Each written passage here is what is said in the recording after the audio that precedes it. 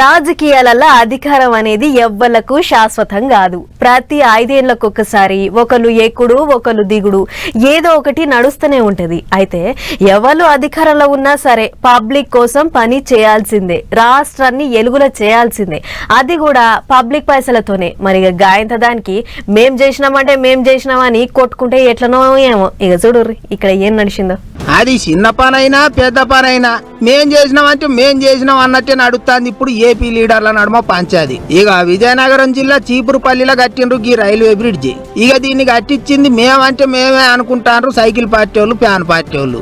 2 దిక్కుల నడుమ లొల్లి గట్టిగానే అయింది. అయితే ప్యాన్ పార్టీ వాళ్ళు ఏం చేసిండ్రు అంటే ఎవ్వరికి చెప్పకుండా పోయి బ్రిడ్జి చాలు చేసిండ్రు.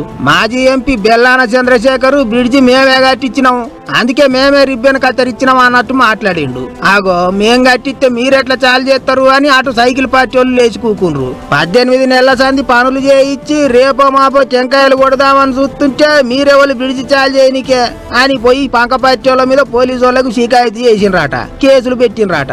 గిట్లా యా పని కాడ మేమే అనుకుంటారు లీడర్లు. అయితే పాత సర్కారోళ్ళు మధ్యలో ఆపిన పనులను కొత్త సర్కారోళ్ళు పురముట్ట చేస్తుంటారు. అది పబ్లిక్ కు పనికొచ్చే పని కాబట్టి వాళ్ళైనా వీళ్ళైనా చేయాల్సిందే. మీదికేంచి లీడర్ సాబులేం సొంత పైసలతోనేం పనులు చేయించేది ఏం ఉండదు. అవన్నీ పబ్లిక్ పైసలే నాయే. మరిగా గాయంత దానికి మేం కట్టించినామని లొల్లి పెట్టుకున్నాడేంది?